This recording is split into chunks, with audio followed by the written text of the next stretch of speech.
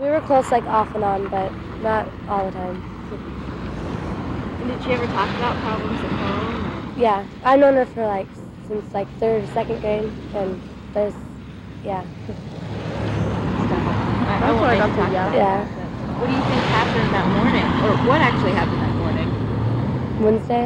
Yeah, that one morning where she basically was she here? Or? I have no what happened. I don't know what happened.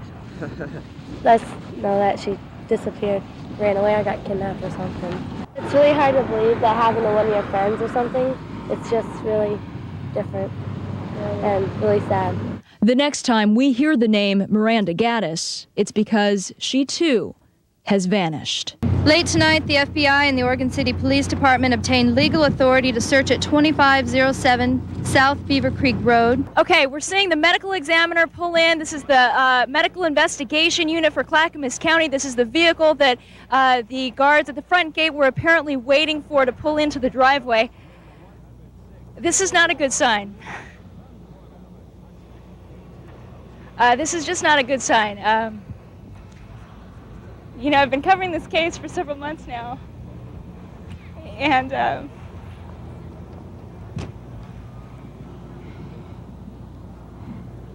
late in the afternoon, investigators processing the crime scene have discovered what appears to be human remains in the back outbuilding behind the house.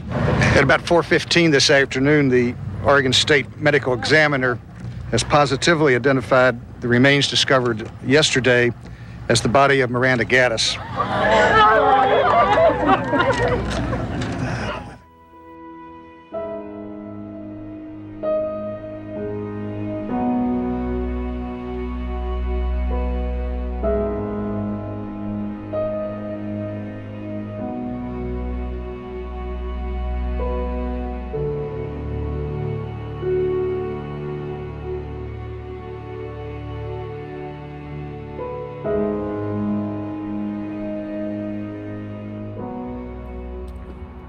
Hey everybody, Steve the Amateur Historian, climbing up Mount Scott Boulevard because I'm trying to get to Lincoln Memorial Park, which is, there's kind of two cemeteries up here.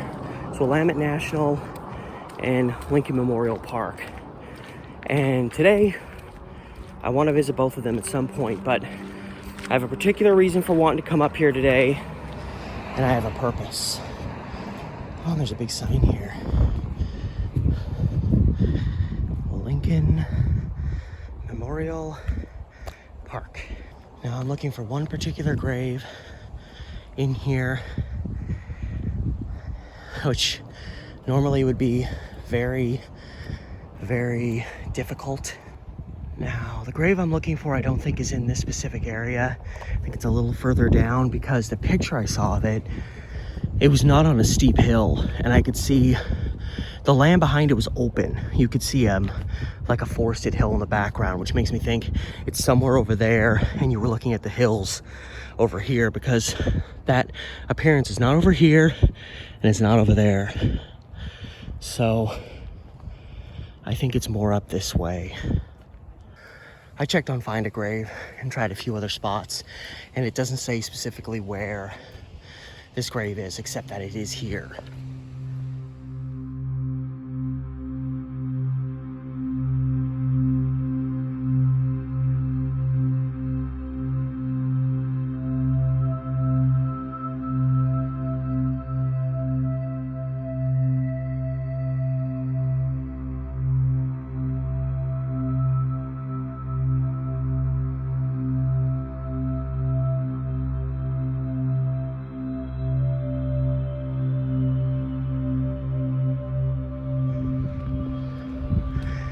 So this is the Sunrise Extension, which leads me to believe, also based on the headstones I've seen, that these are much more recent deaths. I'm seeing a lot of 2010s. So I actually don't think I'm gonna find what I'm looking for in here. The street probably goes through and brings me back around there. You know, when I couldn't find the exact section, I knew this was going to be a search. But one I'm gonna see to the end. I almost missed it. I just got done saying, you know, I saw one from 2009 there, but the one I'm looking for predates that. And the grave is different than it looks in the pictures, but I recognize the backside of it. I would have walked right through here and down there and completely missed it. But I feel like fate wasn't gonna let me miss another grave. I can barely make it out, but I know that this is the one from the backside of it. So it's this grave right ahead with the heart on it. I immediately recognize that background, and I'll read what's on the back. But God, I hope this doesn't mean it's been like vandalized, or I don't know, this may be from another grave. I'm not gonna mess with it. But this is the grave of Miranda Gaddis, who I didn't know at the time, but I actually share a birthday with. She's exactly 3 years younger than me to the day. And the best way someone who isn't from around here might recognize the name Miranda Gaddis would be, there's been pieces written, books written, documentary pieces written, and she's referred to as one of the Oregon City girls. That's usually how they're referred to. And there was only 2 of them. There was Miranda Gaddis, and then there was a girl named Ashley Pond, who was a few months younger than Miranda. And full disclosure, I don't really know why at the time it affected me as much as it did, but there was really 2, I feel, major events that like I remember when it comes to being in high school. The second most significant was 9/11, which happened at the start of my sophomore year, but really in terms of events that happened that really stuck with me, even to this day, it's been more than 20 years. The disappearances of Ashley Pond and Miranda Gaddis were, I think, the event that will end its outcome, that had by far the strongest effect on me in terms of just major events that happened when I was in high school.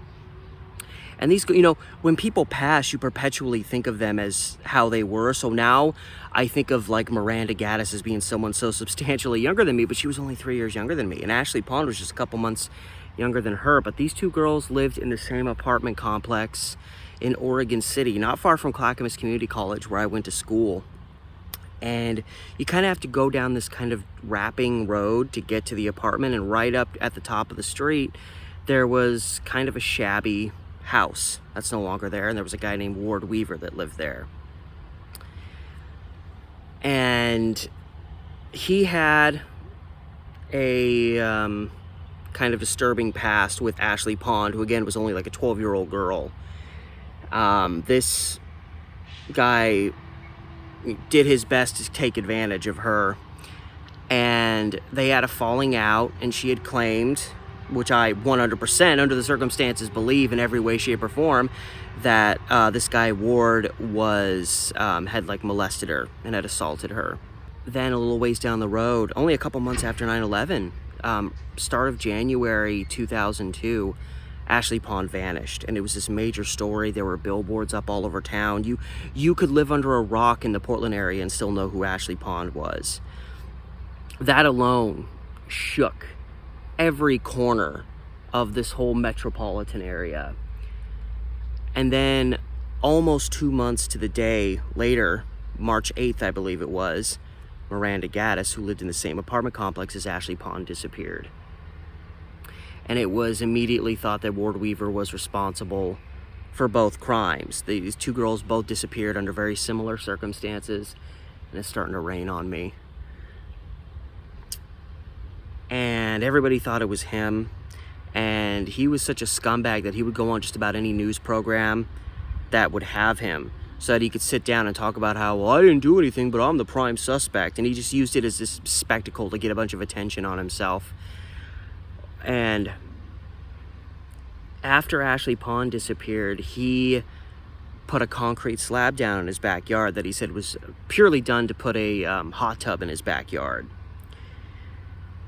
it was learned that Ward Weaver's father had actually, I think, killed multiple people. But one woman he killed, he took back to his home, buried in his backyard, and then put a concrete slab over it. So Ward Weaver did the same thing his father did. So everyone's like, he did it. Look at what he just did. Dig up that concrete slab. And finally, he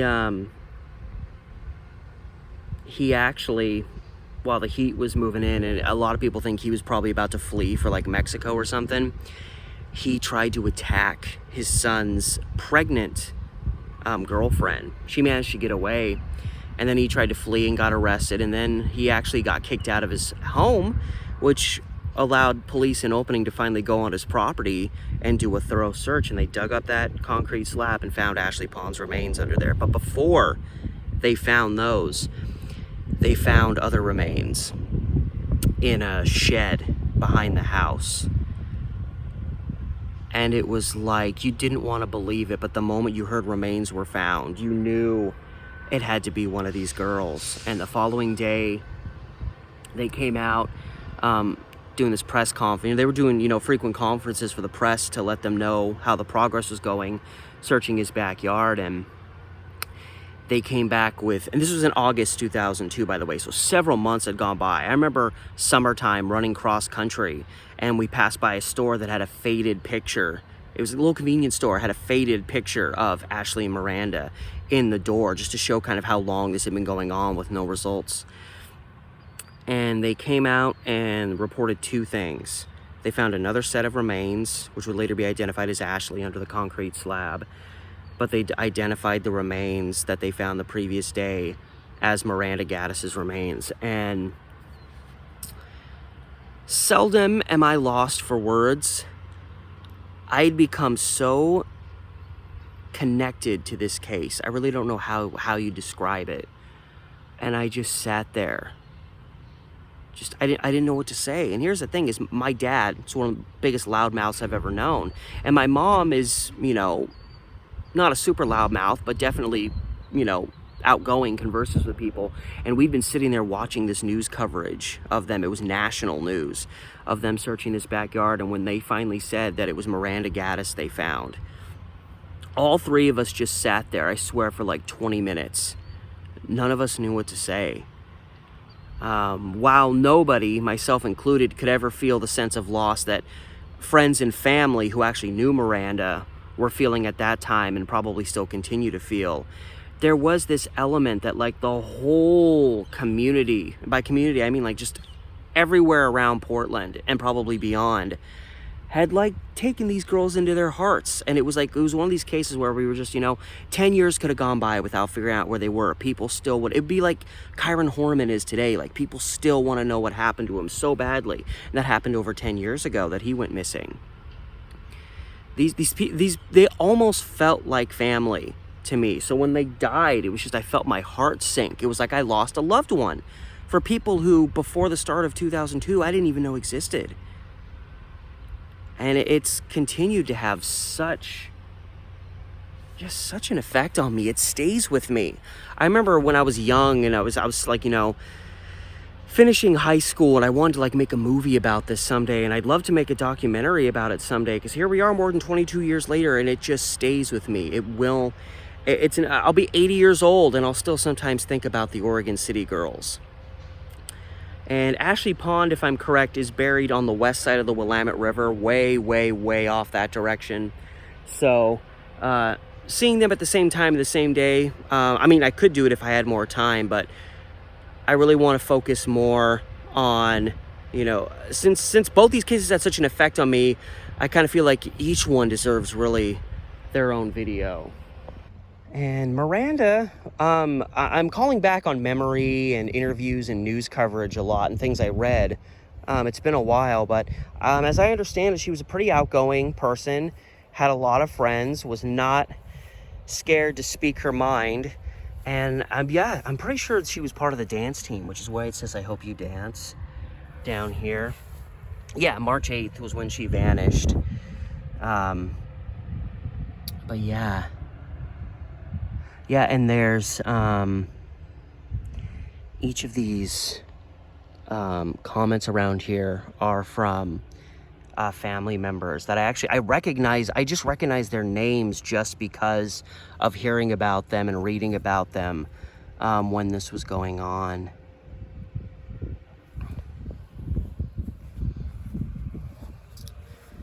Yeah, there's like something ripped up around here. I don't know if that was a note somebody left or if it's just trash.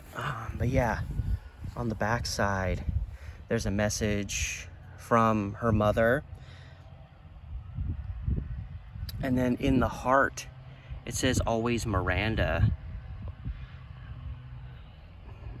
So I don't know if this is something that they put here because it kind of represented what she was like, or if this is actually something she wrote or said at one time. It says, know that I will be with you in good times and in bad. I will lift up your spirit when you are feeling sad. Always Miranda. And then there's a couple pictures of Miranda here. Miranda as a baby. Miranda, I'm guessing probably like maybe around 6th grade. And then I think this was her most recent picture. Yeah, you know, when somebody disappears and dies in such a way, you know, so many children and young people vanish and nobody ever sees them again, or they're forgotten because they weren't really cared about. But in this case, there was no doubt that when Miranda was discovered dead, that she was not going to be one of those people that just got a simple stone that just had a name and a date of birth and a date of death, and that was going to be the end of it. She was going to get something much more than that. Not to knock people that just do that. Sometimes that's all families can afford, but considering the legacy and the lasting effects of this case involving Miranda and Ashley, I don't even know where I was going with that. I'm kind of, I don't want to say awestruck, like I found a celebrity or something, but there's definitely, I've always wanted to come out here and visit this grave site, and Ashley's as well. And yeah, so anyway, I don't want to spend much time talking about Ward Weaver, but you know, he'd already been busted by that time. He tried playing the insanity game and eventually finally just gave up, as he should have done. And he's been in prison ever since. And hope he dies there, because this shouldn't be here right now. This is a woman that should be about 33, pushing 34 years old. I don't know, working a job she loves. She loved dance. Maybe she would have been a dance teacher. You know, maybe she has some young kids, a family. That's what should have been happening. But unfortunately, this is where she rests today because of the sick, twisted psychology of a horrible person who, again, I don't want to spend a lot of time talking about. He's not the one that deserves to be remembered. Only Miranda does. And I'm glad that I didn't just keep walking.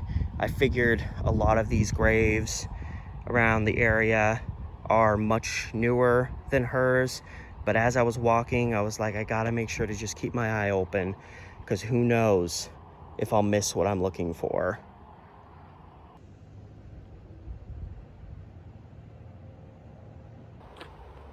Wow. I was gonna say I should take some pictures of it too, but I have it on video. I can get some pictures of it because, you know, this is one of those stories that around here people still generally remember it.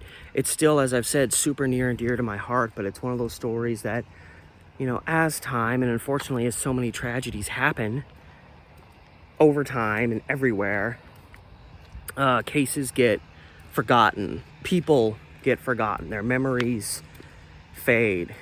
And this is one particular instance where these two girls, I don't want them to ever be forgotten.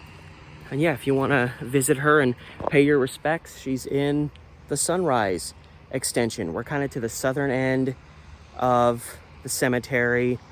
Mount Scott Boulevard is right there. And yeah, once you turn, you just go down a ways and go over there, and she's right there. And you can learn a lot more about this case and what happened. I know there's a book that I have called The Oregon City Girls. That was written by a woman who I want to say, I haven't read it in a long time. I want to say it was written by a woman who was like related to Miranda Gaddis by marriage. I believe that was the situation. And it discusses her looking into the case. There was a lot of articles written, especially in the Portland Tribune at the time. There's, of course, documentary pieces that, you know, numerous channels like, you know, Discovery and probably History have done. I'm sure at least some of them you can find on YouTube, and I'll definitely be going to. I can't remember. I have to look it back up, but I think Ashley is buried at Mount Calvary or Riverside. It's one of the ones on the west side of the river. Or actually, I can see downtown. She's actually way over there, because through the trees here I can see downtown Portland. I know you can see that from here. So at some point I'm definitely going to visit Ashley Pond's grave as well. So all of that said, thank you so much for stopping by and taking in today's video. I really appreciate it. This is one that's not just a random history story. This is one that really hits at me personally. It did then and it still does today. So all that said, again, thank you so much for stopping by. And as always, remember to like, share, subscribe if you want to help me with my channel, help it continue to grow. And I also have a Patreon if you want to help me out there. The link to that is in the description with the video, as well as the links to my Instagram, Facebook, Reddit, subreddit, and my TikTok. So all that said, from Lincoln Memorial Park, it's been Steve the Amateur Historian, and I'll see you next time.